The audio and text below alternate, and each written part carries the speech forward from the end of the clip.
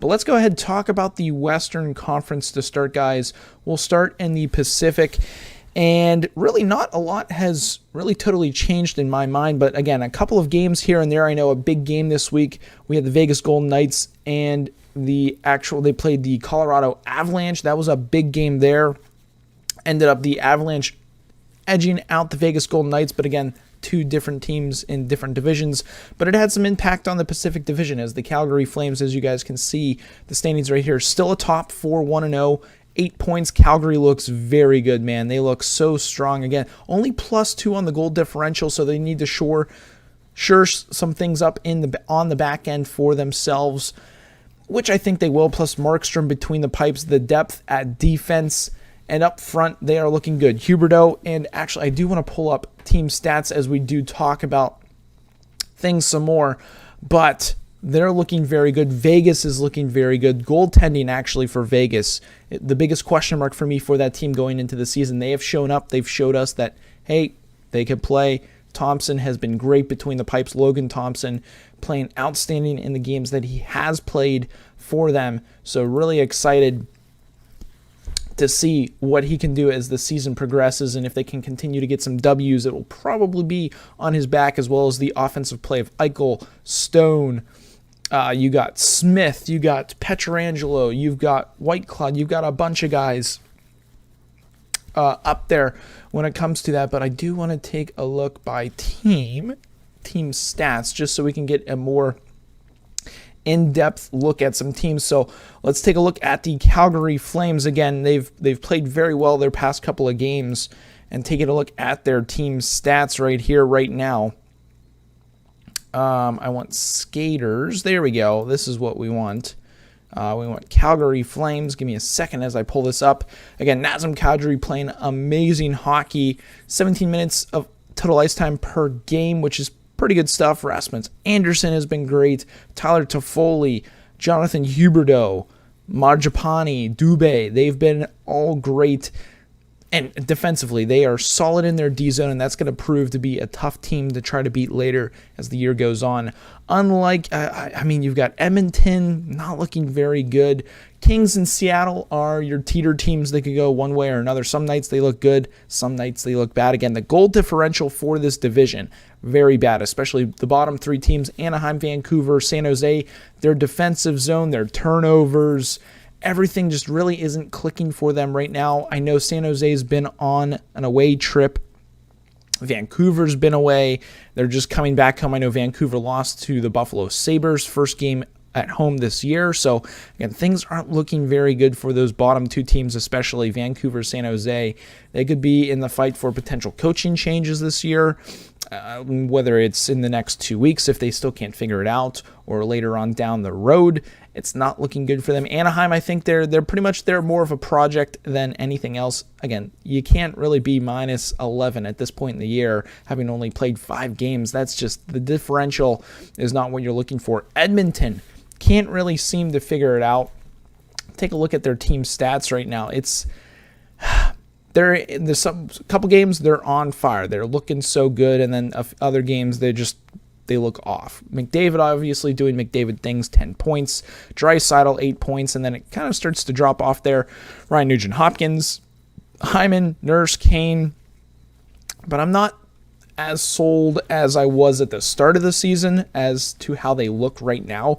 Edmonton is just, it's really tough to pinpoint what they're doing. And let's take a look at their goalies as well. Let's take a look at their advanced stats. Campbell, he's got an 8.89. He's going to be their main goaltender all year. He's 2-2 so far. Goals against average 3.82 per game. I know Stuart Skinner, obviously he's 2 games played, no wins. He's got a 9.44, but again, that's in relief. So Campbell being their starting goaltender needs to do a little bit better, but it's not just all on him. It is on the team as well. They need to play better in front of them. And defensively, they're giving the pucks away too much, too many turnovers. Guys not getting back on the back check. You've got weak side guys not moving their heads around, looking for men back door or in the slot or cutting somewhere. They're just not fully together yet. Again, it's still early. They still have a lot of time, but they're just, it's not clicking for the Oilers. I know things will get turned around for them, so I'm not too worried about them right now. Panic button, we haven't touched it yet, but we're starting to hover over it a little bit. We're about here. We're not quite over top the panic button just yet for the Edmonton Oilers, as we are still early in the season. But man, early favorites, Calgary, Vegas, they look very good. We'll definitely see them as the year goes on near the top of the standings. Now working our way to the Central Division. Man, what an absolutely great hockey game Thursday night. Dallas Stars played the Toronto Maple Leafs in Toronto. The Robinson brothers playing each other. What a crazy game that was. Dallas actually losing that one to the Toronto Maple Leafs in overtime. What a crazy back and forth game. I know we caught pretty much the end of the third period after we finished up the Penguins game on the live stream, but man, Dallas looks very good. They look re-energized with the new coach Pete DeBoer, a little bit more offensive freedom for both offensively and their defensive players as well. I mean, the goal differential says it all. Plus 12, they're skating, they're getting shots on target, they're crashing the net, they're throwing the body around, and they're having fun. They're having fun playing good hockey. Jake Ottinger between the pipes is playing great hockey. Robinson, Sagan, Heiskanen, let's look at their team stats right now. I mean, they've looked extremely good so far. I've been thoroughly impressed by them, and honestly, we didn't have them in the playoffs, but might be taking a little bit of an L. But again, points are pretty well spread out. Joe Pavelski, Robinson, Hintz, Marchman, new face over from the Florida Panthers. Tyler Sagan's got 5 points in 5 games played. Heiskanen, Lundqvist, Wyatt Johnson, new kid this year for them. Again, Jamie Benn, only 2 points right now, but that leadership, he's showing a little bit more pep in his step this year, which is always nice to see. So it might not always show up on the point sheet, but he's definitely getting the job done when it comes to leading his team by example, throwing the body around, getting the boys in the locker room going. We know he's definitely one of those guys, and they're responding. Joe Pavelski, obviously having been captain for the San Jose Sharks, he knows how to get a locker room going as well, get the boys buzzing, and it shows. They're top of the division, plus 12 goal differential. They're looking good. They're on a 1-game winning streak. Now, Colorado, a little shaky here and there again, with a lot of turnover in their team and still trying to find that second-line centerman to fill in the role of Kadri, I think is still a question mark. Obviously, losing Landeskog, I think the report was 10 to 12 weeks potentially. So not the whole season, but a good portion of the season they will have to sort of teeter the waters and find a way in the ocean of what is the NHL season without him. It's going to be tough. He is your captain, so somebody else is going to have to step up. And they've got plenty of guys to fill in those shoes. McKinnon, you've got Rantanen, Makar, Taves, Comfer. You've got plenty of guys in their lineup that are going to be able to do that. But again, your captain is your captain. It's hard to replace a captain. Take a look at their team stats right now. Natushkin, 11 points in 6 games played. Rantanen 9, McKinnon 9, Makar, Byram, Lehkonen, Gerard, Taves, Evan Rodriguez, and then it sort of starts tailing off there with guys having points here and there. Let's take a look. I'm curious about goaltenders. Haven't really kept too much attention to the goaltender stats so far for them. Georgiev has played 4 games. He's 3-0, 908 with a 2.76. And then Francois, he's 0-2, 877 with a 4.10 goals against average. He's going to need to pick it up a little bit more than I think he is playing. But again, that has a lot to do with not just him. Most goaltenders in the NHL, they're there for a reason. They're good goalies.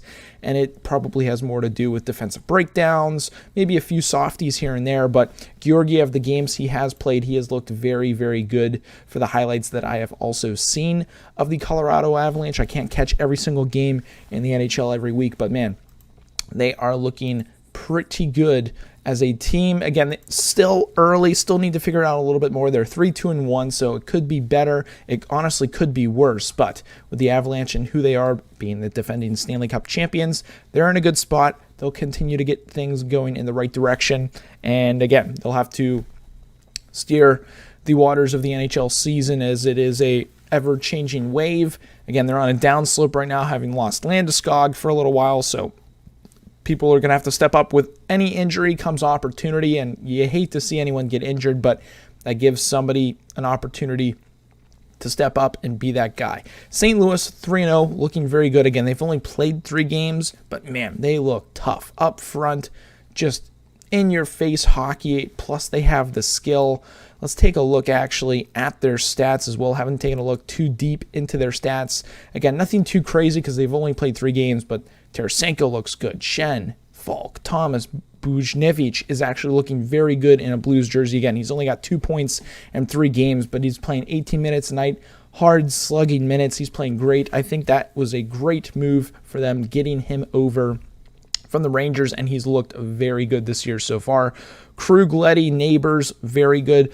Kyrou, a little bit quiet, a little too quiet for my liking. He is -3, so he needs to pick that up a little bit more on the defensive end of things, but man, it's hard to say anything bad about this team right now. Again, they've only played 3 games. I'm curious about the goaltending stats as well. I haven't looked at them, but let's take a look right now and see what Bennington. He's played all 3 games. He's got a 9.40 with a 1.65.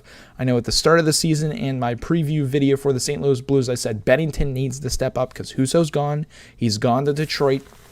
And Bennington, in the 3 games he's played, he's only let up 5 goals. Those are pretty good stats, and he's playing great hockey. Again, that also has a lot to do with their defensive structure and how they play in the D zone and quick transitions to the offense and catching teams a little bit off guard, I think. But man, St. Louis are playing great. Expect them to do bigger things and better things moving forward as the season progresses.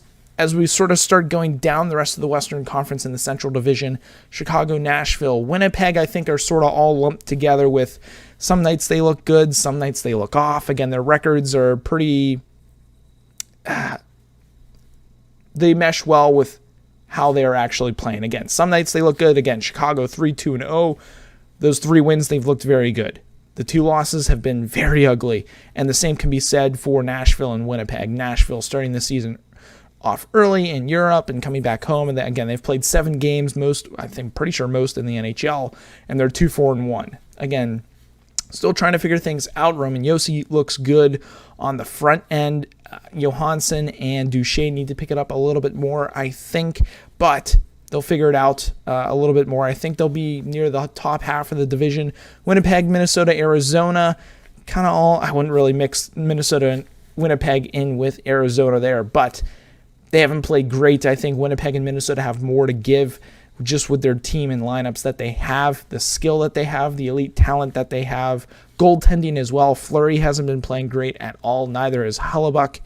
And, man, Minnesota, they just... heart-wrenching stuff when they lose. It's just like, man, they don't look good. They're not clicking, and with their cap issues moving forward, they're going to have to figure out quickly. But goal differential -13 for the Arizona Coyotes. I don't know if they've had a home game yet in Arizona, but I know they've been on a long road trip. So it's going to be interesting to see what they do moving forward. Just checking out the stream. Danny, nice to see you in. 6-3. Yes, that was a crazy one. Golden Knights are doing a good beginning of the season. Yes, they are. I completely agree with you, and thank you for tuning in to the live stream, Danny. You are one of our best subscribers and team members that we have here in the Duster community, so thank you so much. So that is the Western Conference. Again, we will have more breakdowns as the season goes on, but man, right now the top teams are the top teams, and then your bottom teams, boy, they are your bottom teams for those divisions out in the West. But before we do get into the Eastern Conference preview,